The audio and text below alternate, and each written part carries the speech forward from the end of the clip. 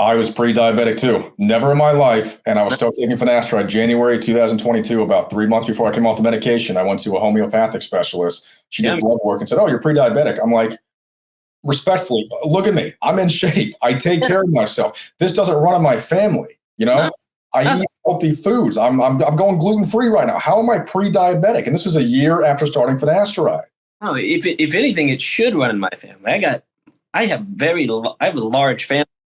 Sure. None of them are diabetic, not even close. Their blood sugar is great. And now, like, I start taking finasteride. I've never had problems with my blood sugar. That's crazy. Now I start taking finasteride. I'm a pre-diabetic all of a sudden. And then, I talked to another friend. I'm having problems with finasteride and all this. He's like, "Oh yeah, for a while I had to stop because it made my balls like burn. It felt like they were on fire." Unbelievable. And you're just like, what?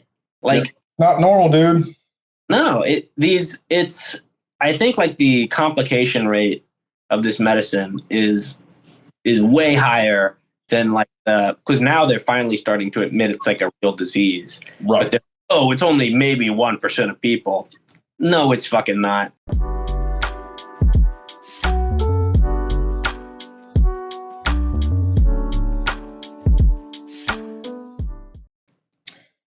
All right, what is going on, guys? This is Mark Millick here with the Moral Medicine YouTube channel. So today we are going to be speaking to Sawyer. Sawyer is a PFS patient that's had PFS for about 10 months now. So Sawyer, thank you so much for joining us, man. Of course. Thanks for having me. Yeah, absolutely, man.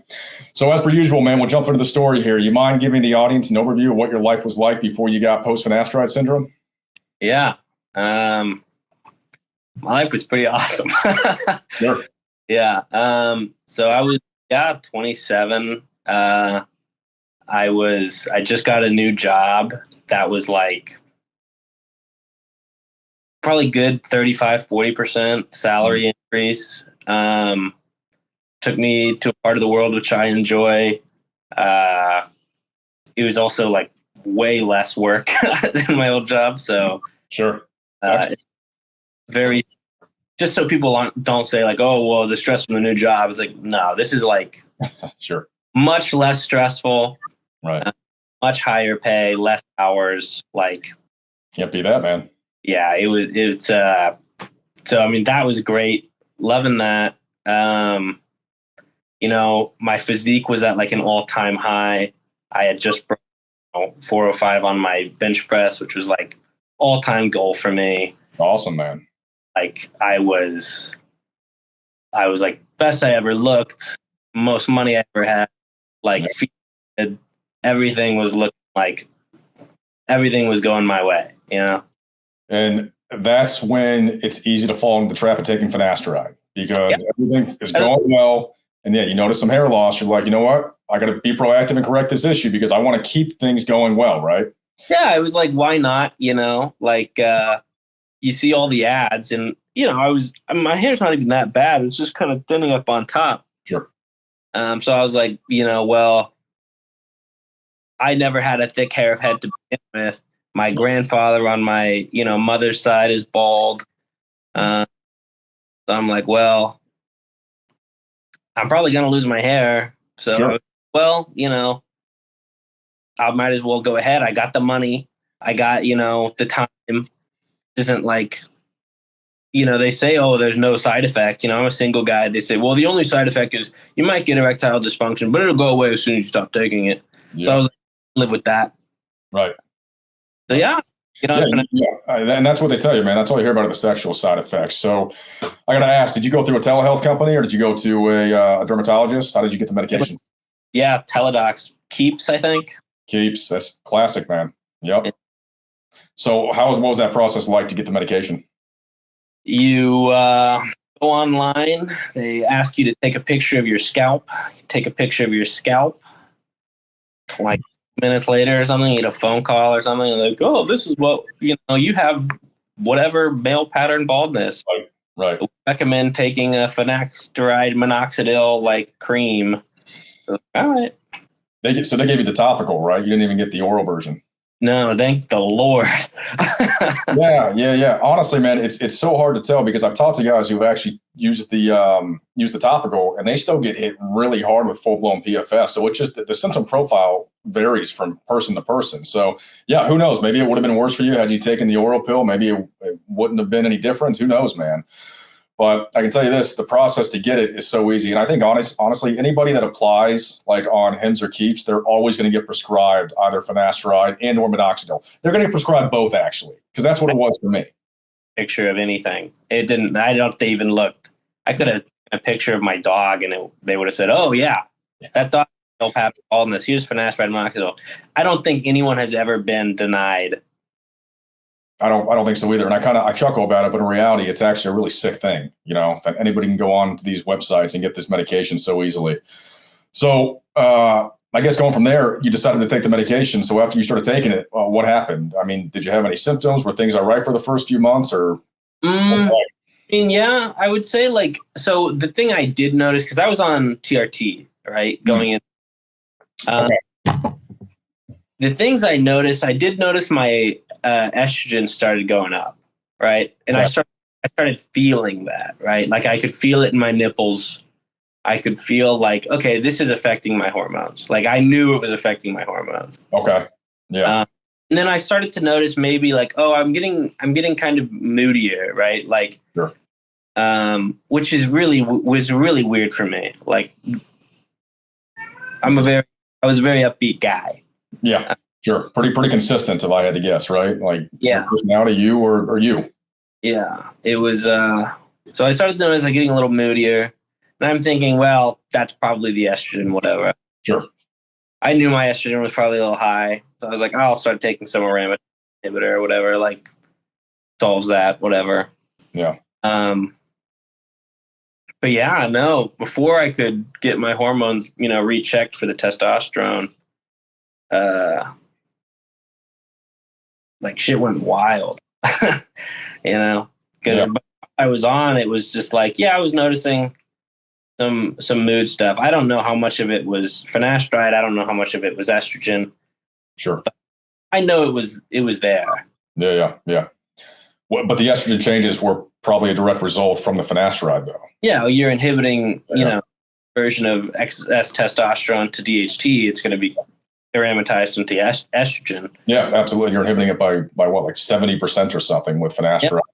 Yep. So how long after you started taking the medication did you start to notice these side effects?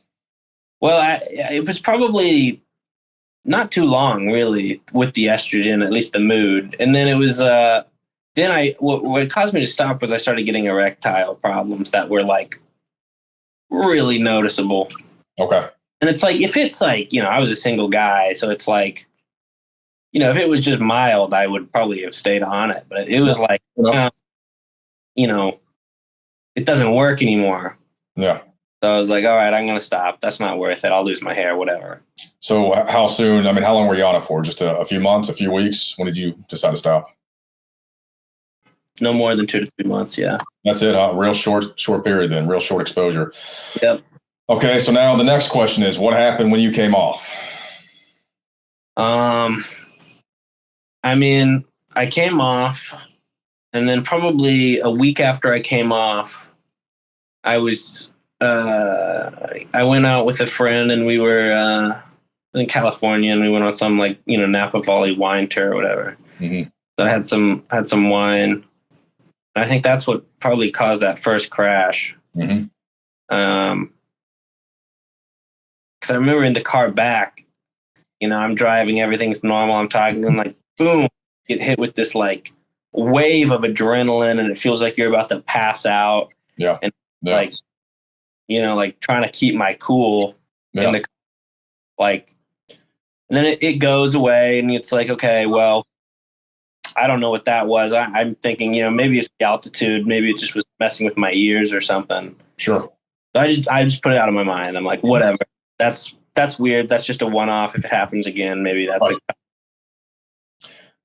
But then, yeah. No, I'm sorry. Go ahead, man. So yeah, probably 4 days after that, I'm at work, and I'm going through one of the barricades, and as I'm like going through, I start to really feel like, oh, I'm about to faint again. Mm-hmm. Security guy looks at me. He's like, "Are you all right?" I'm like, "No, like I'm about to die. Like something is wrong." And then I just had this massive panic attack, like out of nowhere. Uh-huh. And then after that, man, it was almost like a panic attack every day. I'd wake middle of the night having a panic attack. And then it was like, I started getting like tinnitus. I started getting like a bunch of eye floaters. I started getting like derealization and depersonalization. Mm-hmm. It was just a constant state of like confusion and fear. I was stuttering my words. Like I couldn't speak. Yep. Like I could speak, but it'd be like, I'd be, tripping up on words like I had a stroke or something. Yep. I know that feeling. Yeah, I was just horrifying. Did you know at this point that it was related to finasteride? No clue. Right. What? And I asked that because, I mean, you would think you're off the medication at this point. You shouldn't be developing any new symptoms, right? The only thing finasteride could have caused was erectile dysfunction. Right. Yeah. Right. And that was the least of my concerns. I was not thinking about my erectile abilities at all at this point. Right. I'm having strokes. I'm thinking like I must have a brain tumor. That's what I thought at first. I was thinking, dude, I got a brain tumor. It's horrifying, man. I had the same thoughts as well because I couldn't think what else could be causing this, Because like you said, you don't see that on the symptom profile list on the packaging of finasteride. So I got to ask then, so from there, what happened? Did you go to any doctors? Did you address it? I mean, what was kind of the breaking point for you? Yeah, I was going to doctors. The first doctor you go to, they're like, "Oh, you had a panic attack." I'm like, "Okay, well, that's weird, but whatever." Okay. Yeah. And keeps happening, and you're like, "Okay, I'm not buying this panic attack thing anymore." Like, I'm not like anxious about anything when these hit. Like, even if it's a panic attack, like something is wrong. My thyroid. So I'm like getting these. I'm like, look, we're doing the blood work and everything's coming back fine. Thyroid's fine. Right. Sometimes maybe a little elevated, but they've been elevated. They've just always been elevated for me. Sure. Yeah. Just got the fatty liver or whatever. But so then I'm freaking out. Doctors are saying everything's fine. I'm like, okay. So then I go to Tennessee to visit my parents, and while I'm there, I'm talking to my mom. I'm like, hey, something like this is like wrong. Like I don't even like recognize my own way of thinking. It feels like I'm not myself anymore. It feels like I don't like at that point it was like the way that I was thinking was foreign to me. Like I didn't recognize my own thought process. It's a scary thought, isn't it? It's a scary thing. I mean, it was like I was not Sawyer anymore. I was just somebody else, and like looking at myself from the grave, Yeah, no, I get that, man. Let me ask you real quick about the panic attacks. Have you ever had a panic attack before all this?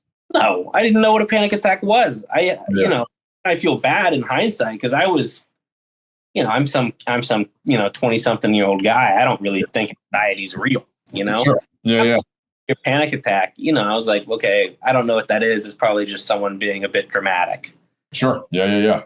Well, that's not what it is, man. They're fucking wild. Yeah. It's a complete lost control of your emotions. Basically, it's terrible. Oh, you really think you're gonna die? Like I remember, and I was telling you before that first time I was having that panic attack. Or I guess it was that second panic attack. Yeah. I was thinking like I'm about to die. Like the only thing going through your head is I'm about to die. This is it. Like, and I was thinking like, okay, they're gonna have to call my mom. They're gonna have to tell her that I'm dead. How's that gonna happen? Like, she's not gonna be okay. Yeah. Like, I'm a bit of like a mama's boy. Sure. Like, it'd be devastating for her. Like, what am I like?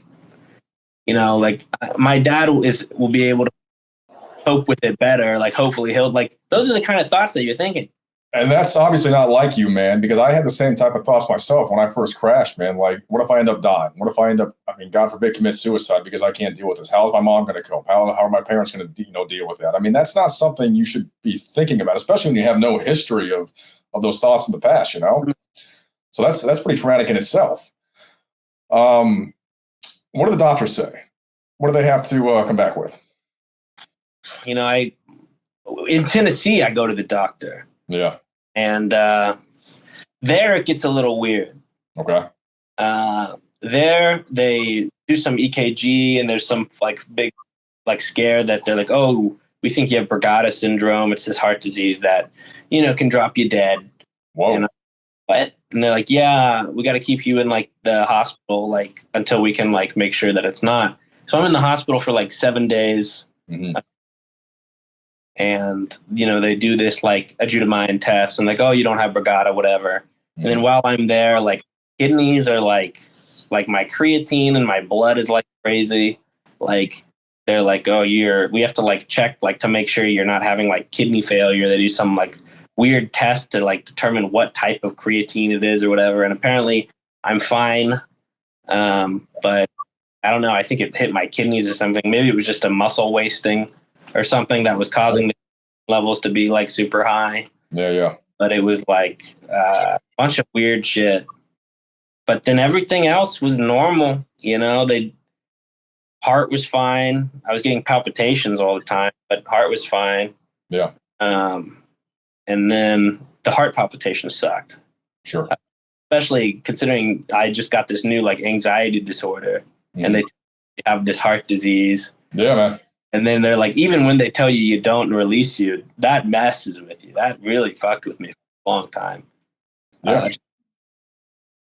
Yeah, it's horrifying because they don't really leave you with any answers either. I mean, they might find some anomalies with your test work and everything, but they went from you're going to have to get an ICD or you're going to die to I was out of the hospital 20 minutes after that test where they're like, oh, you don't have it. 20 minutes later, I'm back home. And you're just like, what the hell? Yeah. And you're just supposed to accept that and kind of get over it and just continue to move on with your life. It's like, oh, okay, I could have this deadly disease. And then it's like, no, you're good. Go home and just pretend like we didn't just tell you that. Yeah, exactly. While I'm dealing with this anxiety disorder. Yeah, right. Really awful. The heart palpitations, I mean, I still have those to this day, man. Those suck. And those do kind of, you know, flare up when I have the anxiety too. And it's just like, you can just feel the heart almost just like fluttering, you know? Yeah. It's really uncomfortable. And I know when it's coming too. I'll be sitting here and all of a sudden I'm like, yep, here it comes. And it just flutters. It's like, oh, that just doesn't feel right, man. Yeah, you don't want to feel your heart at all. No, it should. It's this autonomous sort of bodily function that you shouldn't have to pay attention to. But when you feel it fluttering, it's horrendous.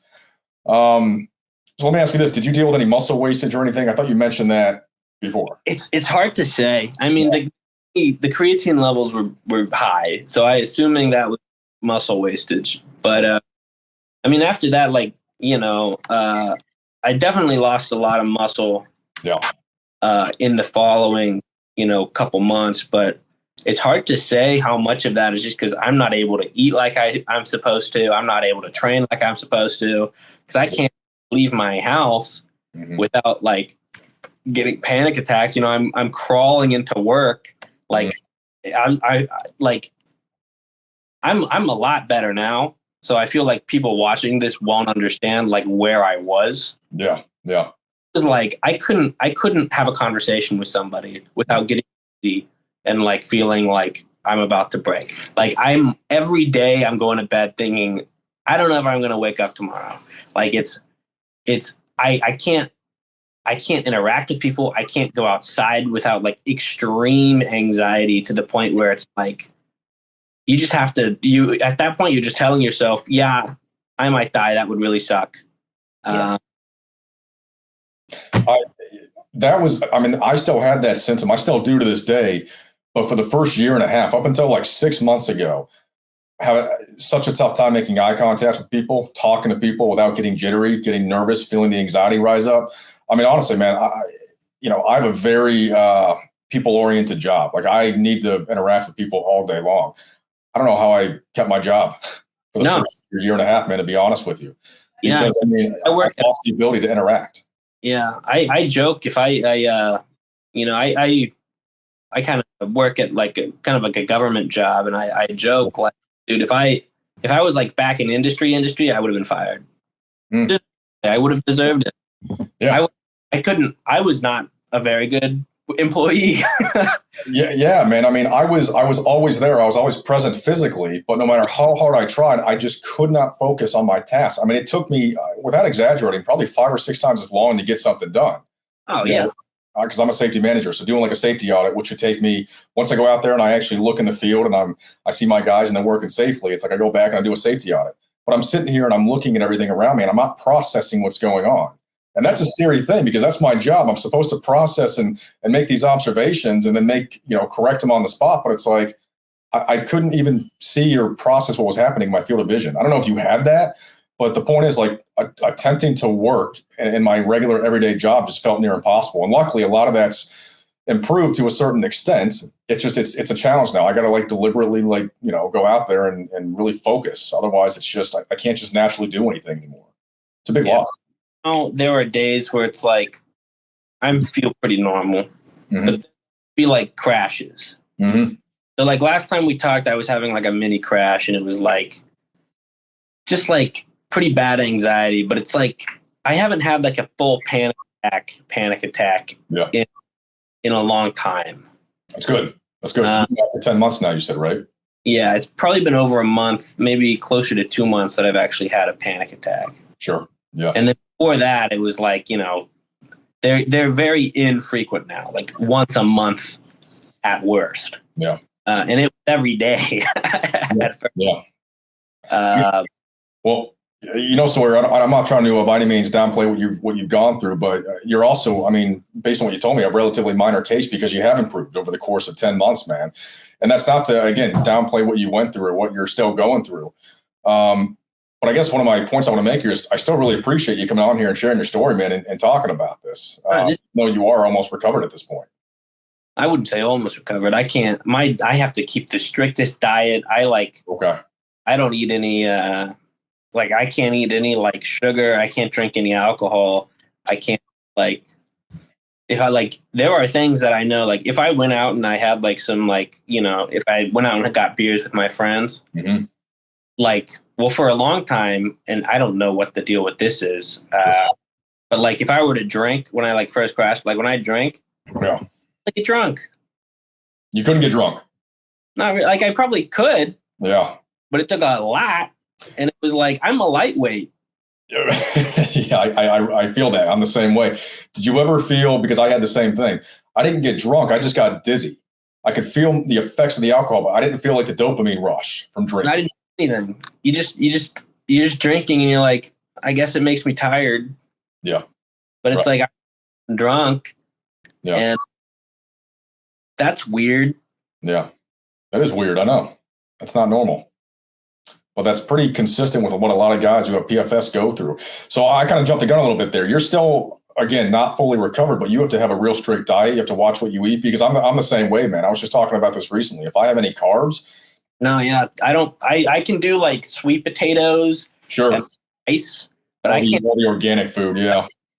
I can't touch like corn. I don't do I'm really careful about carbs. And it's not like I have celiac. It's not like I get bloated. Right. It's like, I'll eat carbs and the next day I'll be having a panic attack. The next day I'll have brain fog that's so serious that I can't think, Yeah. So be a functional person is if I limit myself to ground beef, rice, fish, and sweet potatoes, Yeah, you're pretty limited to what you can eat, obviously. Yeah, I can still have dairy. I can supplement my calories with cheese. Yeah. But it's pretty hard to maintain, coworker commented today. He's like, oh, have you lost weight? It's like, I don't want to. You know how hard it is to maintain my weight when I'm not eating any carbs? Yeah. You're basically going ketogenic at this point. And I don't know about you, man. I used to be able to eat whatever I wanted to. And I would work out like a maniac. So I would basically do the whole dirty bulking thing and I would be fine. No, yeah. I was a dirty bulk purist, man. Yeah. I never want abs. I thought that was dumb. I thought so long as I can squat over 500 and so long as I can bench, Yeah. Then who the hell needs abs, dude? Well, that was me, man, because I just like to be carved up. I just wanted to look thick, have that good shape, go to the gym. I was squatting 405, capping out on that before I got PFS, bench pressing 335 was max. at like, 200 pounds. I was feeling good, man. But yeah, I was carved up and I like to eat carbs, but now I can't even do that anymore, man. So I always just feel flat. Yeah. But even when I do, man, I still don't, I don't know if you feel this. I can't get a pump anymore. I don't feel therapy time. And it's weird because I didn't know that was like a symptom. I'm just like, dude, I'm in the gym and like, I don't get a pump. What is that? Yep. And that's a sucky feeling, man. It's like, it's scary because it makes you think it's like a vascular problem or something. Yeah, I had a bunch of thoughts running through my head when I realized I couldn't get a pump at the gym or anything. Yeah, like, what's that about? And like, I would have like, my feet would be cold and my hands would like go numb easy. And it's like, then I was pumping the gym. I'm like, this gotta be a vascular problem. But then, they do all the tests, blood pressure, fine, they're clear. Like, yeah, everything comes back normal, man. It's crazy. Back normal. And then you just think, dude, I am crazy. Like, that sucks. You start to gaslight yourself to a certain extent, because I really believed for a while I was taking finasteride and I was having my bad brain fog and my speech issues. I really believed that, like, the doctors convinced me it was just anxiety. And I had no other choice but to believe it. And I actually looked up, I don't know if you heard of functional neurological disorder, FND. My understanding of it is that it's basically like you almost have like a neurological disorder, but it's almost like a psychosomatic one. That makes sense. Like, you have speech disturbances, but the second you focus on something else, those speech disturbances sort of go away. I didn't have that, but I was just, basically my point is I was looking for everything in the book to try to attribute it to. I didn't think it was finasteride related. No. You gaslight yourself. You want to assume it's anything but the finasteride. I didn't even think of the finasteride until probably 3 months after like all this problem started. Yeah. Because it was, I remember it was when I was doing the Brugada thing, I'm telling one of these doctors all this crap and they're like, oh, it could be hormone related. Like, you're on TRT. I'm like, no, I've been on TRT for a while. None of this changed. I'm like, well, have you done? Right. Well, finasteride. Yeah. And it's like, I'm like, oh, I hadn't thought about that. So you look it up and then it's like, bam, exact same symptoms, exact same onset. Yeah. And oh, fuck me. Yeah. The first thing you read, well, at first you're like, okay, oh, thank the Lord, I know what's going on. Like, this is identical. This has to be it. Right. Then it's like the second thing you see is, oh, there's no treatment. Oh, it's terrible, isn't it? Yeah.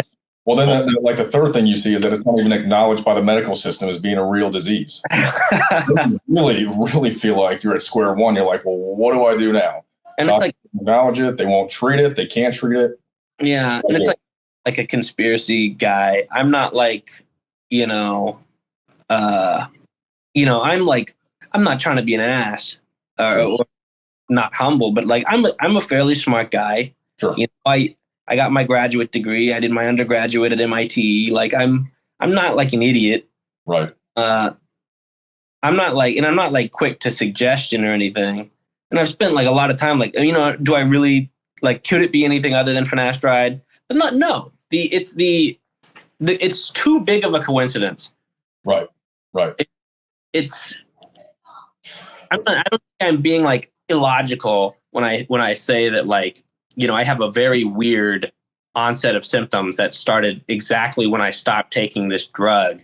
That that there's thousands of people who are reporting the exact same thing as soon as they start taking this drug. Like, that's the common denominator. Every time somebody comes off finasteride and they develop post-finasteride syndrome, that's always the commonality. They all came off finasteride and they're all developing the same type of symptoms: the sexual issues, the neurological issues, the physical issues. And that's what amazes me too, because I don't think you got hit super hard physically, but the guys that do have like the genital changes, or in my case, like the loose skin, or I got Peyronie's disease. I mean, that all happened within a month or two after coming off finasteride. I mean, I recall talking to the doctors and they were saying, you're 29 years old. You shouldn't have Peyronie's disease, which is curvature of the penis. And I was like, I know I shouldn't, but I'm telling you, it's from this medication, finasteride. They blew me off. They didn't care what I had to say. Oh, they were like, oh, no, that wouldn't cause that. It's like, okay, well then what did? Oh, injury, rough sex. No, dude. No, I'm telling you, it was the finasteride. And you could just see the changes, man. I could see the changes in my body. So how do you deny it at that point? And it amazes me too, because I lost a cheek fat. That's one thing. Lipoatrophy. I lost that too, man. So you did get hit a little bit physically. Yeah. Yeah, I've lost subcutaneous fat on my face, on my hands, my feet. I can just I feel like I've lost the padding like on my hands and feet. It's really weird. And it's so weird to me that the body is so complex, right? I mean, there's like thousands of different genes. Why is it so hard to believe that maybe the people that get PFS have some type of mutation or subset of this one particular gene or whatever it might be, right?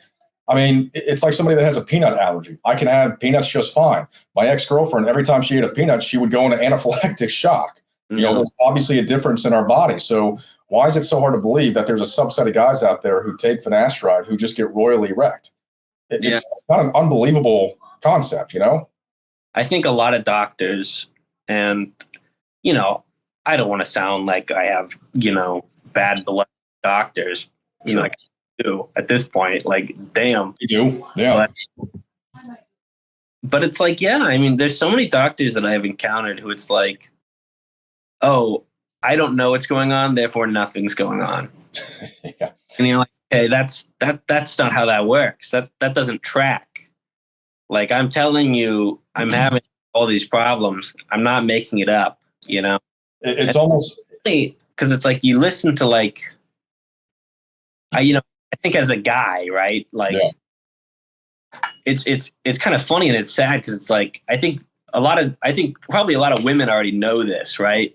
Because it's like you look at all these diseases that primarily affect women, and like usually autoimmune diseases and these chronic diseases, which are way more likely to affect women. Sure. Yeah. They just get totally like gaslit. They do, man. I think women get gaslit more than guys when they go to the doctors. Yeah, and I think it's because they're more. I think it's with these chronic conditions, doctors just like if they can't explain it, it doesn't exist. I think that's more sad too because there are women who are actually getting PFS now. That's wild. Yeah, through spironolactone, but they're also, I don't know if you heard of Musley. They're a telehealth company that sells something called the hair pill. It's a compound of dutasteride, minoxidil, and then biotin, and I think spironolactone too, prescribed to women, believe it or not. They're giving women dutasteride, like the strongest DHT inhibitor, anti-androgen you could give somebody. A lot of giving it to women now. I recall correct. I don't know how. I'm not a biologist. Sure. I've read a paper which showed that like one of like, you know, DHT is protective against autoimmune disorders. I've heard of that too. I mean, that's the thing, man. I obviously we don't know. I don't know. I mean, whatever this is, I think the best. Like, if women don't have a lot of DHT, women are more likely to get autoimmune disorders. Maybe don't DHT, you know? Maybe don't block it. Right. Yeah. Yeah. Mm-hmm. Yeah. I mean, that's the thing, man. I don't know if it is autoimmune. I mean, it could be a partial role in all this. I mean, I think they don't fucking care to find the answer. That's why it's disgusting that patients have to fund the research. You know, I mean, everything that's going on right now, it's all patient funded, man. Why are we having to do work to cure our own disease? Why isn't the medical system taking care of us? You know, and that's what makes this so hard, man, because you're living with this unrecognized disease. It's really debilitating in multiple ways. People don't believe you. Doctors don't believe you. And you're having to try to function like everything's okay. So, I mean, that's why, honestly, I encourage every patient to donate. I mean, whether $10, $20, $30, just something a month. That way, you know, we can fund this research and eventually guarantee we're going to find something. We're going to find something. It's going to be viable. And we're going to prove once and for all that this is a serious, serious disease. And it's a life-ruining disease. It is. I mean, who knows what, like, let's also, like, you know, I have no idea what, like, long-term complications are going to, you know? I worry about that all the time. Yeah, what is my life going to look like in 10, 15 years because I've developed whatever the hell this is, you know? Heart disease, diabetes, you know. I became I was, like, pre-diabetic somehow. Like, don't know how that happened. I was pre-diabetic too. Never in my life. And I was still taking finasteride. January 2022, about 3 months before I came off the medication, I went to a homeopathic specialist. She did blood work and said, "Oh, you're pre-diabetic." I'm like, respectfully, look at me. I'm in shape. I take care of myself. This doesn't run in my family. You know, I eat healthy foods. I'm going gluten-free right now. How am I pre-diabetic? And this was a year after starting finasteride. No, if anything, it should run in my family. I have a large family. Sure. None of them are diabetic, not even close. Their blood sugar is great. And now, like, I start taking finasteride. I've never had never had problems with my blood sugar. That's crazy. Now I start taking finasteride. I'm a pre-diabetic all of a sudden. Yeah. The correlation's there, man. So who wants to deny it then? Obviously, a lot of people, but obviously, I believe you. The community believes you, but that's insane, man. That should not be happening. Because you're what? You're 20, 28, 29? 28. You're a young dude, man. Like, we're around the same age. I'm 30. I shouldn't be pre-diabetic. I work out. I take care of myself. I drink plenty of water. I don't smoke. No, nothing. It's wild. It is, man. Well, real quick, Sawyer, I don't want to take up too much of your time here, man. You kind of already answered this. Obviously, this has impacted your life in multiple ways. You said you're 10 months out. You're feeling better, but you still have the digestive issues, which still affects the cognitive issues. How did your family respond to all this? I mean, I think my break was so out of character and so like severe that they like, okay, yeah, no, this is not normal. Something is wrong. They knew something was up. Yeah, I mean, it was because it was like I went crazy all of a sudden, you know? Yeah. Which doesn't happen. So they recognized, yeah, something's going on. They were helping me. You know, I don't know. I think my mom understands and my sister understands. It's hard to like, but for a long time, it was hard to convince them like how I felt. Yeah. It felt like I'm on death's door. Yeah. And I'd be, listen, I don't think I'm gonna be alive in a year. Yeah. And be like, I don't know what to do with that information, but I don't think I'm gonna be alive in a year. Yeah. Did you tell your family that or your friends? Yeah. Yeah. I told them the same thing. I said, don't expect to see me around here in a year or two. It's horrible, man. Yeah. It's horrible, you know? Yeah. And so it sounds like they eventually believed you. They knew something was going on because it was so out of character for you. Yeah. I mean, it was, I went from being very outgoing, and it's coming back, you know, I have good days. Yeah. Where I feel almost normal again. Mm-hmm. Like yesterday. Yeah. I feel pretty normal. That's good. That's good. But then, yeah, like a week ago, I'm still having the anxiety. I still get the issues. It's just, it comes in waves now. Yeah. I'm optimistic that because I do get these windows where I feel normal again, I'm on my way out. Yeah. And you know, but they reacted well, I'd say. I know a lot of guys, their family don't care or don't believe them. Yeah. And that'd be brutal. I talked to a guy recently. I did an interview just this past Monday. We're going to release this next week. And his family hasn't really believed him. He's lost relationships with his parents. With his family. I can't imagine going through this without having any type of social support. My fiance has been supportive of me, my mom, my stepfather, but I think they had trouble believing just how bad this was. And I think they still can't fully grasp it, right? You don't really understand this unless you go through it. But, you know, I recall going to see my mom up in Pennsylvania, and I was telling her what was going on, and she's like, "Oh, I'm sure it's okay. It's going to be okay." And I was like, my skin's loose. And she's like, "Oh, okay, I don't know what that's from, but I'm sure it's okay." And I went up to Pennsylvania and I saw her. She's like, "Well, let me see your skin." And I pulled on like that. And she was like, "Oh my God." Freaked out, man. I'm like, "Mom, this isn't a joke. I told you, this is serious. My body is changing. My cognition is changing. My sexuality, everything about me is changing." I think that kind of, at that point, when she saw me in person, because my face had become more gaunt, I was smaller. My body frame was smaller. I was always a bodybuilder, big guy. Broad shoulders and everything. And she could just tell I was off. I looked sickly, you know? Oh, yeah. It looked like I was on meth or something. But that combined with the skin, she knew something was definitely off. Yeah. I think, probably I'm down probably around 10 pounds of muscle. It's been rough. But it sucks, man. I know. I feel that. And I'm sorry you're going through that, man. Hopefully at some point, if you're seeing windows now, I think you're going to continue to see windows. Just obviously, please be careful about putting anything anti-androgenic in your body again. Finasteride, dutasteride, obviously, saw palmetto, lion's mane. I heard of a guy recently who had post-Finasteride syndrome 10 years ago. He's been recovered for years. He used like zinc or something, it took a high dose of zinc, and he said his symptoms started to come right back. So zinc is apparently a 5-alpha reductase inhibitor, a very low level one.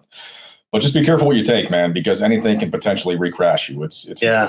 I think it really is just like some people are just hypersensitive to those reductase, and I don't know what it does, but it does something, and it just messes everything up downstream, you know? Yeah. Like you have like DHT receptors in like every fucking organ of your body. It's like in every cell, as far as I know. I mean, it's everywhere. That might be an exaggeration. I'm not a scientist or biologist or anything, but I read that somewhere. Yeah, they're pervasive throughout the entire body, basically. Yeah. Oh, it only affects your hair. It's in every organ. It's in every cell of your body, but it only affects your hair. It affects everything. Like, okay. Yeah. It's so reckless. Oh man. It's so reckless. Yeah, absolutely. Just one quick thing here too, Sawyer. You said you've had friends who were on finasteride, right? Oh yeah. You know, I was talking to you. It's when I crashed. You know, one of the people I called up was when I figured out it was finasteride. It's probably like 3. You know, because I did the bodybuilding, I called up my old trainer. Yeah. Real big guy, mm-hmm. familiar with hormones. Sure. You know, he's got his pro card. So, you know, I call him up and I'm like, hey man, like I'm having some real problems with finasteride. I'm getting these panic attacks. Yeah. And he says, oh yeah, that happened to me. Went away in like a couple months. But yeah, it gave me depression and anxiety. I had to stop taking it, but it'll go away in a couple months. You're just like it. And then, you know, I talked to another friend. Oh, I'm having problems with finasteride and all this. He's like, oh yeah, for a while I had to stop because it made my balls like burn. It felt like they were on fire. Unbelievable. And you're just like, what? Like, it's not normal, dude. No, I think like the complication rate of this medicine is way higher than like because now they're finally starting to admit it's like a real disease. Right. But it's only maybe 1% of people. No, it's fucking not. That is such BS, man. I really believe that. It's complete BS at this point. I don't want to speculate the numbers, but I'm sure it's a lot higher. Within like 5 years, it's gone for that's not real to okay, maybe it's real, but it doesn't affect anybody. Yeah. And now, as you know, because of people like you and your channel, and you know, as more news article comes out, people are starting to realize, okay, no, this is real. It's not like something that's super rare either. Right. And maybe we should probably do something about it. Absolutely. Black box warning on it for suicide, but yet they still try to maintain that, like, yeah, while there is a statistical difference, and you know, yes, it does like lead to a statistical like noticeable impact and creates way more excessive suicides because you take the medication. That's a coincidence. Yeah. Yep. They say, oh, correlation, not causation. I was just going to say that. That's what they always go to, man. Correlation, causation does not work for shit like people take a hormone drug and kill themselves. Right. Absolutely. And especially when people are having the same symptoms over and over and over again, man. It's not just depression and anxiety. It's genital changes. It's body changes. It's voice changes. It's slurred speech. I mean, it's everything, man. We're all seeing the commonalities here. And this is why it's so important. That's why I really appreciate you going public. This is why it's so important for people to go public, though, because we're not just talking to, how do I put this appropriately?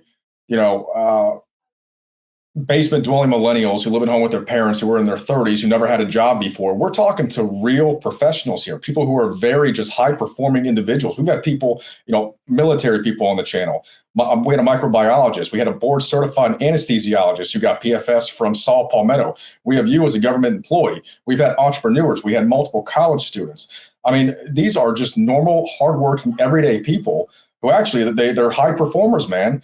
And they're getting hit with this, and they're being discredited by doctors and by these social media influencers who just want to say it's a nocebo effect. You know, it ain't a nocebo effect, man. And they're all dealing with the same symptoms. The girl I just interviewed, Jade, on this channel, she's a teacher, you know, over somewhere in the U.S. And she's been hit by this from taking spironolactone, you know, which is an anti-androgen. And dude, she's had her life ruined at this point. She's got the cognitive issues. She's got the sexual issues. She's got the physical changes. Her skull, I guess her jaw has actually receded. She's got documentation of that. Do you have that too? I've had pretty rough jaw problems. Yeah. Like I don't know if it's TMJ. Started right with the finasteride. My jaw, like it'll like pop all the time. It's always like crunching. Yeah. It's sore all the fucking time. My jaw is, I don't know what that's about, but it's crazy. I mean, my jaw is receded, man. I thought I had TMJ. I mean, you can look at pictures of myself from right when I came off finasteride to where I was 6 months later. My skull as a whole has gotten smaller. I mean, everything has just gotten smaller in my body. And I'm not the only one dealing with this.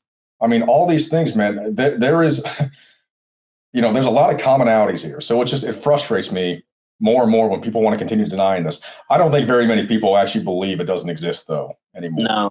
I think they're just saying that to cope because they don't want to lose their hair and they don't want to come off the medication that saved their hair. I think there's like groups of people, right? I think there's people who are like on the finasteride and they don't want to admit to themselves that they're taking like an extremely anti-androgenic substance that like can very well like lead to like serious complications, and that they're taking it for like a vain reason, like hair loss. Yeah. Yeah, absolutely, man. If I had known this was possible, I wouldn't have touched this stuff. I see the same thing. Yeah. If I thought it was 1%, which I don't think it's 1%, but even if I thought it was only 1%, I wouldn't do that. 1%'s high. That's high.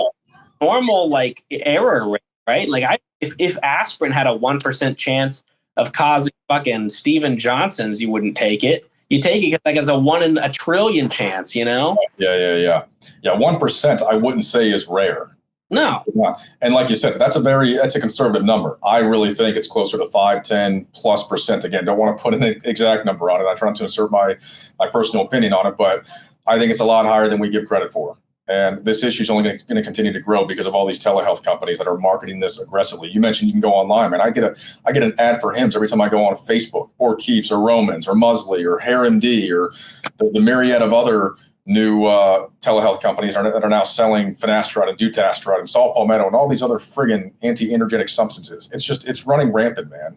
This is a silent epidemic right now. It really is. Telehealth doctors know. Yeah. I told mine like, hey, this is happening to me, and they're just like, oh no, let me know if it gets better. And you're like, what? Yeah, they don't care. They don't care. They know it's a thing. Right.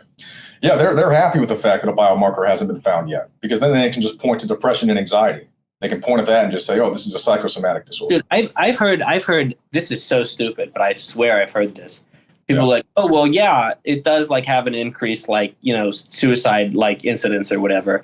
But that's just because like those are the people who it's not working for and they're losing their hair. Oh, man. Get out. That's ridiculous, man. You know what? I think back to a lot of these stories here, the people who have taken their lives. I'm not sure if you've heard of Professor Dr. Daniel Stewart. He was a professor at the University of Texas. Took his life back in 2014, man. His mom smoked on the PFS network, and he took, it was like 7 or 8 pills, right? And this guy, he was a military veteran. He was in the Air Force for like 5 years. He was a professor of criminology, a doctor of criminology, been teaching at the University of Texas for like 8 years. Took his life, man. Took his life. Then you have somebody like Stephen Kenny, who was a police officer who had PFS for like 5 years, and he was afraid he was going to end up in a wheelchair. Took his life. And this is common, man. People are literally taking their lives over this stuff. I talk to people all the time, especially the younger guys when they're getting hit. Right. Dude, you really do have to like be like, look, I know this is bad. Don't kill yourself over that. Like, yeah. I've talked to so many guys under the age of 25 who I've had to basically talk off a ledge, and my heart goes out to them, man, because I'm feeling the same way. I can relate to them. It's like, I feel like jumping off a ledge right now too, and my worst. And it's just traumatic, man, to talk to a kid like that and to just, they're so hopeless because of this medication.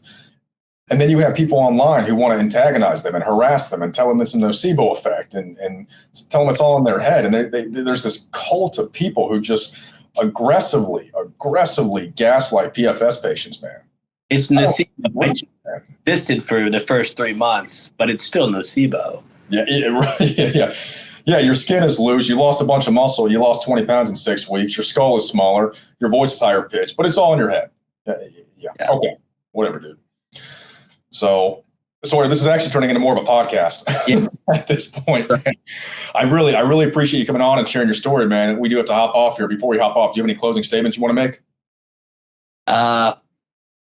Yeah, I guess, really stay away from these reductases, guys. Like you younger guys, losing your hair is not that big of a deal. Just go to the gym, put on 20 pounds of muscle, and I guarantee you that's going to go a lot farther than a full head of hair. Absolutely, man. Yep. Like, there's a lot of things in life than being bald. Go to the gym, focus on your career, advance yourself, be the best version of yourself, read books, just personal development, man. Yeah, you're right. Hair, dude, is minuscule. Really if you're some kid and you're really like worried about it and you think like, oh, the girl of my dreams isn't going to like me because I lose my hair, that's not the girl of your dreams. That's a good point. I like that. It's a great point, man. Well, Sawyer, hey, man, we really appreciate you coming on, man. Yeah, thank you so much again. We'll see everyone next time.